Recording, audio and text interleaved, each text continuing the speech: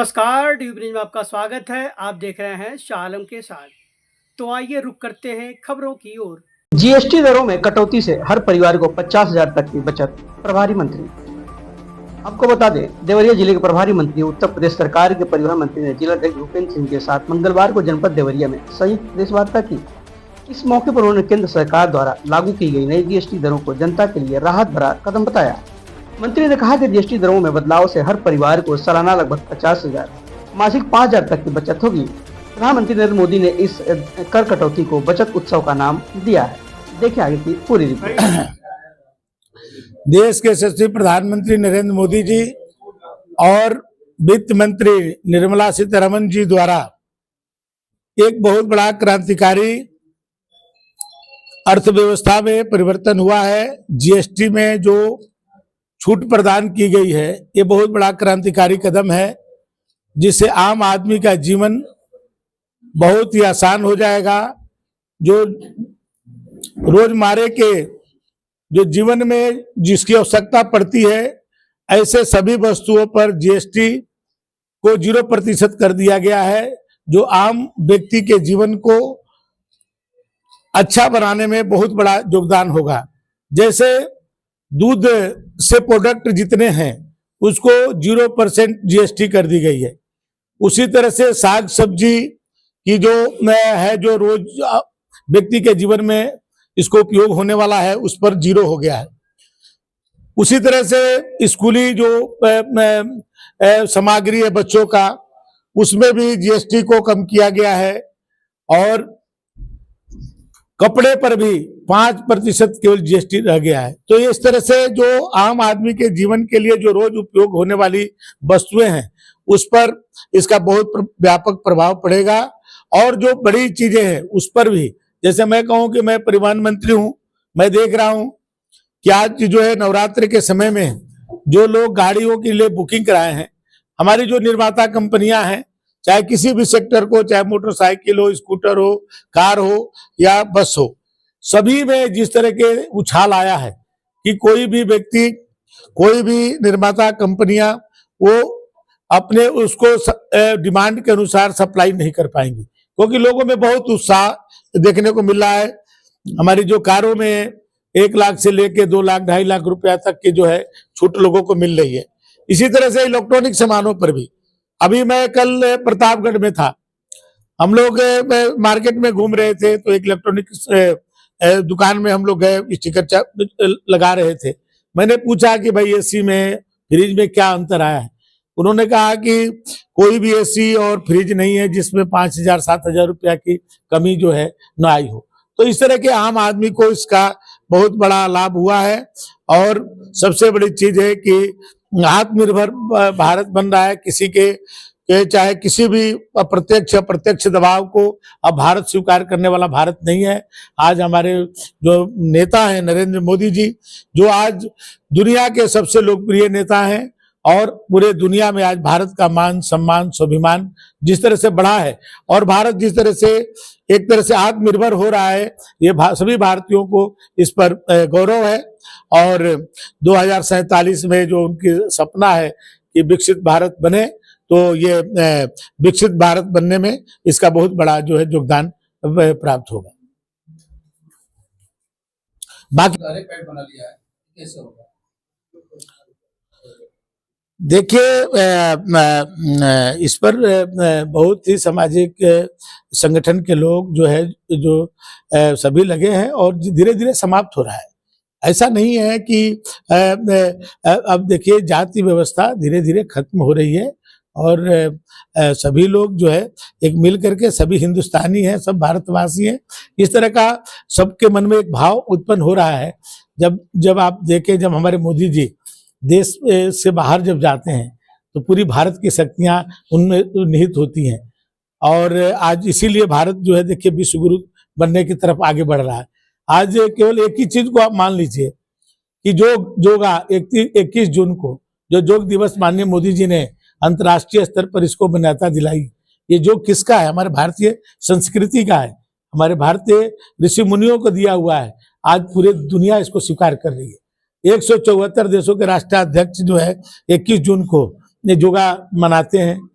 आज आप देखे होंगे कोरोना समय में लोगों ने अमेरिका जैसे, जो आज सबसे ज्यादा कोई वो कह सकता है कि आधुनिक युग में सबसे प्रगति वाला कोई देश है तो अमेरिका है, लेकिन अमेरिका के भी व्हाइट हाउस में भारत के विद्वान पंडितों को बुला करके ऋग्वेद का शांति पाठ कराया गया। आप उस समय देखे होंगे मीडिया के माध्यम से।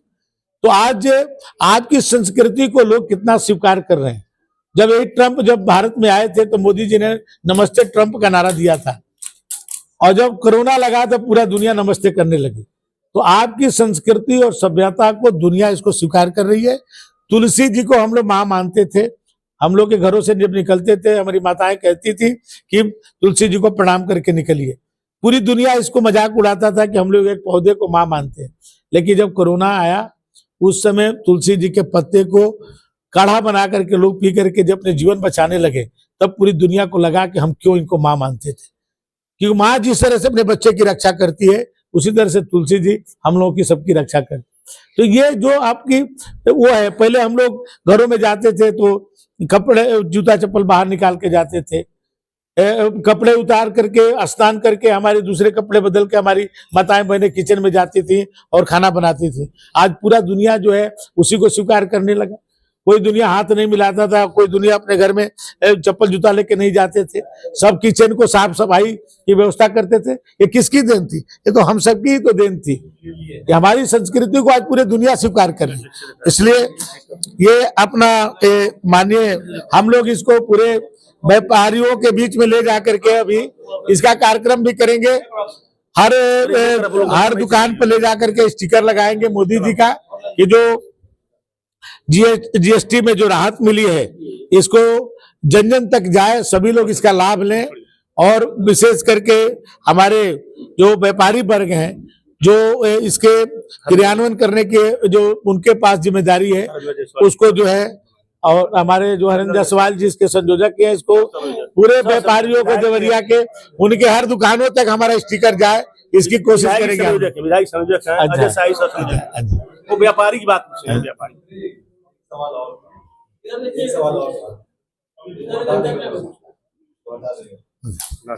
सवाल था कि जो आजकल देख रहे होंगे आप चाहे भदोही हो, कानपुर हो, नाम जिंदाबाद करके नारा वो बैनर लगाया गया था।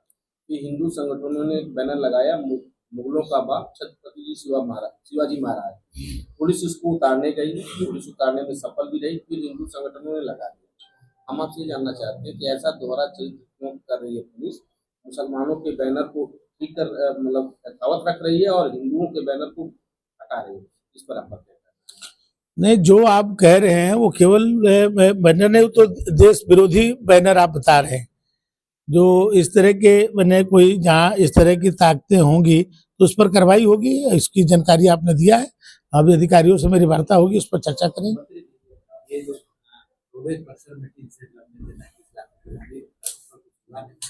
अभी कार्य नहीं हुआ है, नहीं हुआ, नहीं तो पैसा हो गया था, टेंडर हो गया था, काम नहीं हुआ अभी। कीचड़ लग जाए अभी नहीं, वो टेम्पोररी के लिए नहीं, टेम्पोररी के लिए पैसा सैंक्शन किया गया था, उसका टेंडर भी हो चुका था।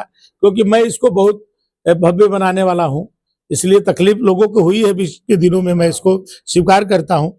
वो तो मैं उसको 45 लाख की कितना लाख रुपया सैंक्शन किया गया था कि उसको टेंट लगा करके और अस्थायी कर दिया जाए कि लोगों को दिक्कत न हो, तब तक जो है बन करके तैयार होगा। क्योंकि ये तो इसमें होटल मॉल और बढ़िया रेस्टोरेंट हवाई अड्डा की तरह बनाना चाहता हूँ, देवरिया की सबसे खूबसूरत बिल्डिंग बनाना चाहता हूँ। नहीं, सत्य बता रहा हूँ, अब बनेगा भी, आप देखिएगा, बने इसका टेंडर होने जा रहा है। तो मैं इसके लिए, क्योंकि कई विभागों से एनओसी लेना पड़ता है, मैंने एक कोई ऐसा एक दिन का कार्य नहीं है, और अब तक बरसों से जो चीजें नहीं हुई तो एक बहुत खूबसूरत बनाने में थोड़ा समय लगता है। और देखिएगा जब ये बनेगा तो मैं आपको ये विश्वास दिलाता हूँ कि देवरिया का सबसे खूबसूरत जगह होगा, जहाँ पर होटल भी होगा, मॉल भी होगा, रेस्टोरेंट भी होगा, और हवाई अड्डा की तरह जो है वीआईपी लाउंज भी होगा।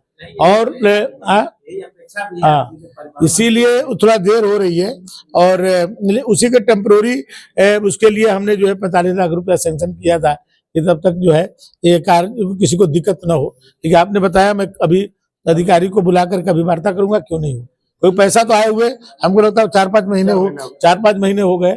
इतना विलम्ब जो भी जिसके स्तर पर विलम्ब हुआ होगा उस पर कार्रवाई भी करूंगा। तो आप कही दिए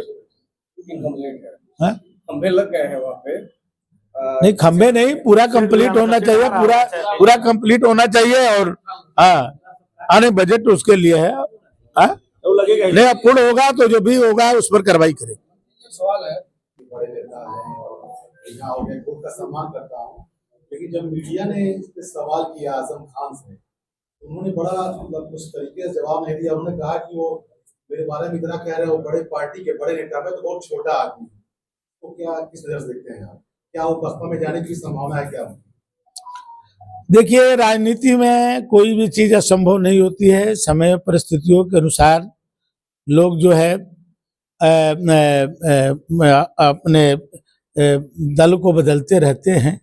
और खुद जो है समाजवादी पार्टी स्वयं में अखिलेश जी और बहुजन समाज पार्टी मायावती जी एक हो सकते हैं। जब उनको दो कहा जाता कि पूरब और पश्चिम है, उन लोगों के नीतियां अलग अलग है और एक दूसरे के खिलाफ में सदैव रहते रहे। लेकिन 2019 के चुनाव में आप देखे होंगे दोनों एक हो गए। तो आजम खान साहब कभी बसपा में चले जाते, कोई बड़ी बात थोड़ी होगी। कोई भी जहां जिसको अनुकूलता होती है वो जाता है। मंत्री जी राकेश टिकैत ने कहा है कि आजम साहब को चुप्पी रहना चाहिए, नहीं तो भाजपा के किसी को फंसा देगा। देखिए, भारतीय जनता पार्टी में और माननीय मोदी जी और योगी जी की सरकार में किसी का वर्चस्व नहीं है और किसी की उपेक्षा नहीं है। सबका साथ, सबका विकास। ये और दलों की सरकारों में होता था कि कुछ लोगों का वर्चस्व रहता था और कुछ लोगों की उपेक्षा की जाती थी। लेकिन ये कानून सबके लिए है। चाहे केंद्रीय स्तर पर आप देखें, चाहे प्रदेश के योगी जी के सरकार को आप देखिए, कोई भी व्यक्ति कानून से बड़ा नहीं है। कानून के दायरे में जो भी आएगा उस पर कार्रवाई होगी। भारतीय जनता पार्टी के भी बहुत सारे लोग हैं, जब कभी कभी वो भी कानून के शिकंजे में आते हैं तो ये सरकार तनिक भी संकोच नहीं करती है, उन पर भी सख्त से सख्त कार्रवाई करती है। मंत्री जी एक चीज जानना चाहते हैं, आपके जिले के प्रभारी मंत्री। ऐसे ही खबरें देखने के लिए हमारे चैनल को लाइक करें, कमेंट करें और शेयर करें।